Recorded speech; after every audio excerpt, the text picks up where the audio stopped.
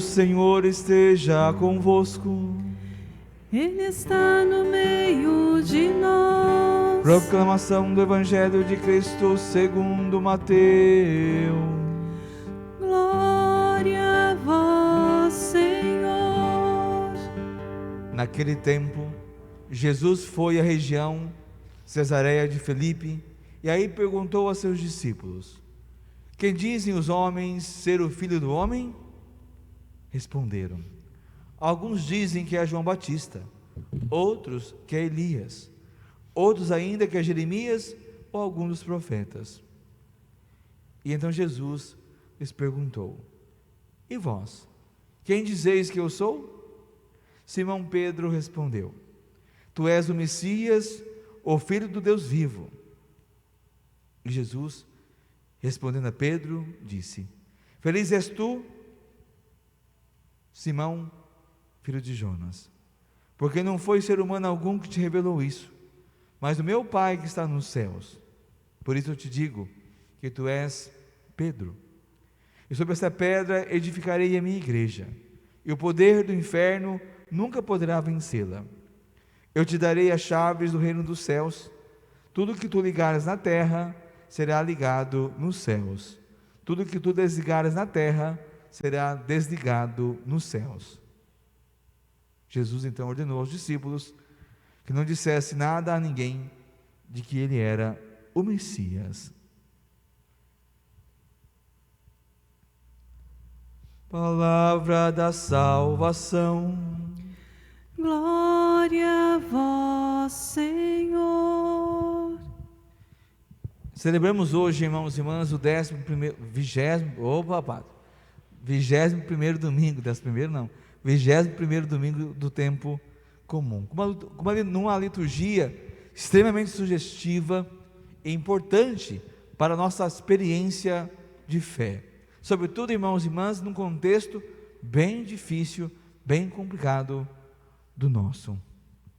Nós não vivemos nos melhores dias dos últimos tempos. Nosso tempo não é o melhor dos tempos que a gente tem vivido.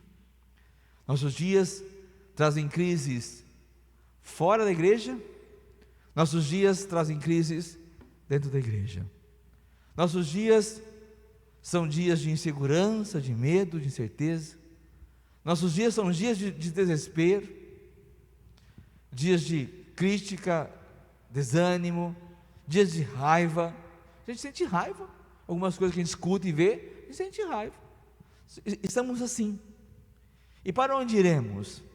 Para onde iremos?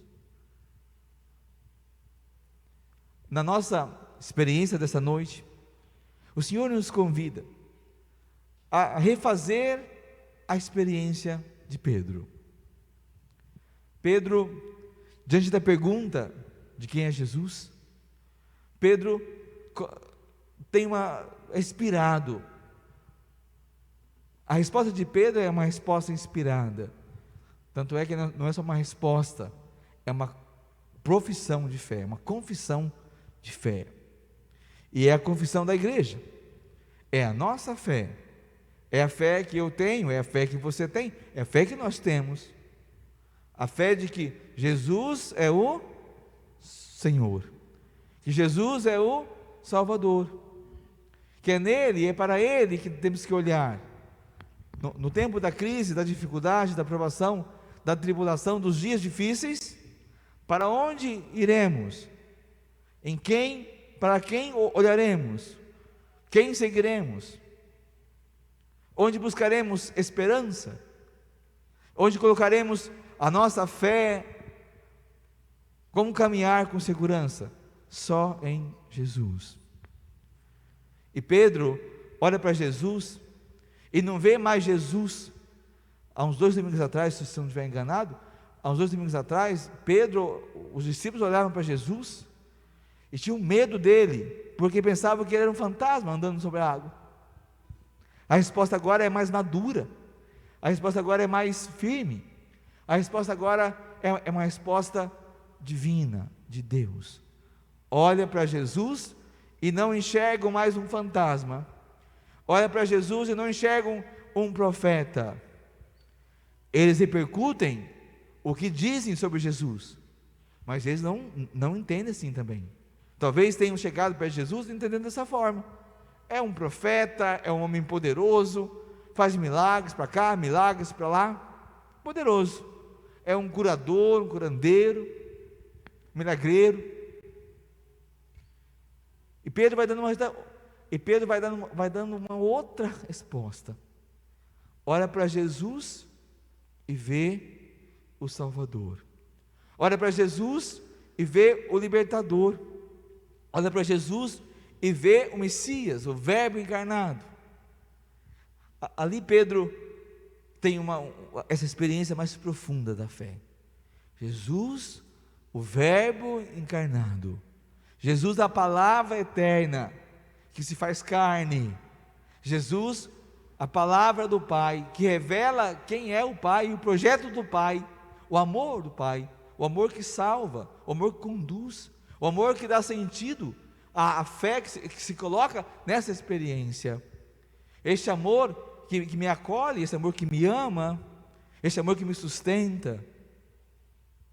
Eu não sei se hoje seria possível nós que estamos aqui viver sem o amor de Deus. Eu penso que não, a gente não consegue mais. Como Pedro, depois que entra nisso, depois que compreende isso, que coloca a fé em Jesus, a gente pode até sofrer por isso, lutar, mas a gente não perde mais o foco. Estamos com o Senhor até o fim, e o buscamos todos os dias, e queremos estar com Ele, nos esforçamos para estar com Ele. Dali, nessa experiência, que a gente encontra forças, que a gente encontra afeto, que a gente encontra descanso, que a gente encontra tranquilidade, que a gente encontra paz. Porque sabemos que Jesus não é somente um profeta poderoso, não. É o próprio Deus, verdadeiro homem e verdadeiro Deus.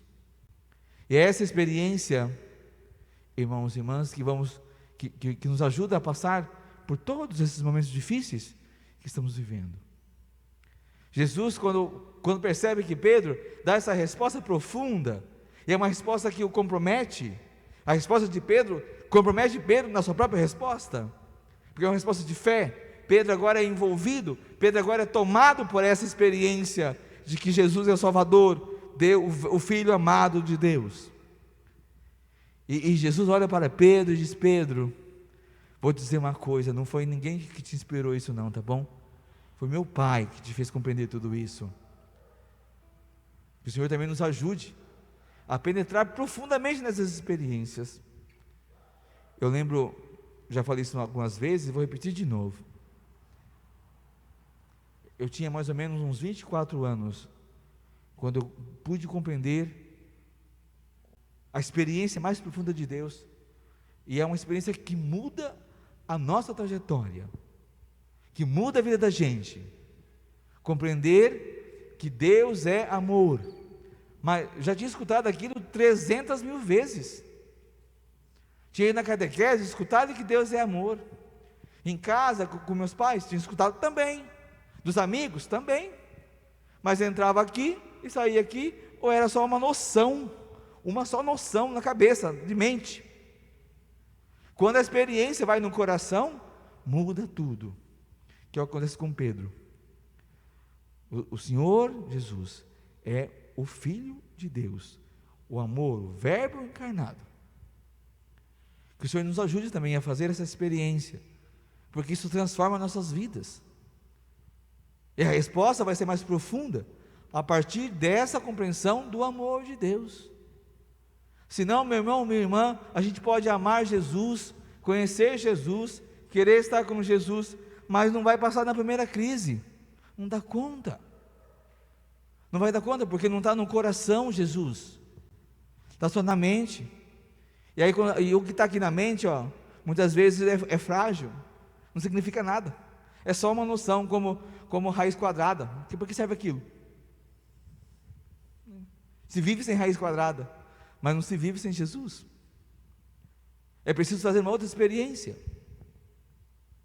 A experiência deste amor que dá sentido à nossa vida. E Jesus, quando olha para Pedro e percebe essa profundidade, olha para Pedro e dá a Pedro uma missão. Pedro, vou edificar a minha igreja sobre essa fé, Pedro, sobre essa compreensão e essa experiência de Deus, que é a igreja.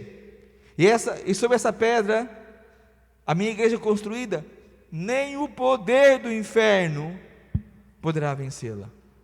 Nem o poder. Meus irmãos e minhas irmãs, se nem o inferno pode vencer a igreja que crê no Senhor, muito menos homem algum, muito menos organização política e econômica do mundo, nenhuma pode fazer isso. Ninguém poderá vencer a igreja.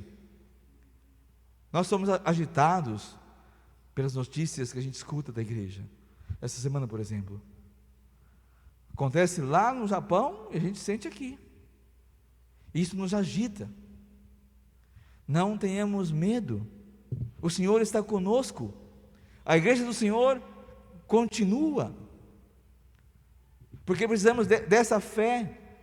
A igreja do Senhor nos convida a buscar Deus com mais profundidade, no caminho de conversão, e a permanecer na igreja, apesar dos erros, das dificuldades, que a gente escuta para lá, para cá, às vezes a gente não concorda, a gente recebe coisas no WhatsApp, a gente recebe coisas no Facebook, e fala para cá, e falam para lá, é o Papa isso, o Papa aquilo, o Bispo aquilo, o Padre aquilo, o Leigo, Nossa Senhora, é uma confusão só. Para onde iremos? Com quem ficaremos? Qual fé iremos ter? Se não estar e ficar e crer e esperar em Jesus, o Filho amado de Deus. Só Ele, irmãos e irmãs, para nos refazer, só Ele mesmo para nos dar uma nova vida, nos curar, nos libertar e nos salvar.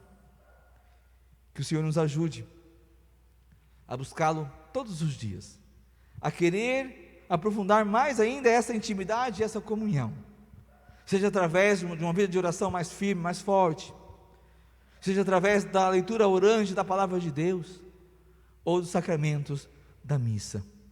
Fazer o sonho, o sonho, talvez seja o sonho de Jesus também, fazer dessa celebração eucarística esse grande encontro com o mistério do Verbo encarnado no meio de nós, do Verbo que assume a nossa humanidade, do Verbo que assume a nossa condição humana, não para ser um de nós apenas, mas para nos elevar, para nos dar a esperança, nos tirar do lugar comum onde nós estávamos e nos trazer para algo muito maior, a experiência de caminharmos lado a lado com Deus, rumo ao céu. Que o Senhor nos guarde e proteja das ciladas do inimigo, que o mal não prevaleça sobre nós, que nossa vida seja essa experiência do amor de Deus, que nossas bocas saiam palavras do Senhor, que nossos atos expressem a verdade da fé que nós temos no Senhor Jesus, o Filho amado de Deus. Glória ao Pai, ao Filho e ao Espírito Santo, como era no princípio, agora e sempre. Amém. E professemos juntos, irmãos e irmãs, a nossa fé.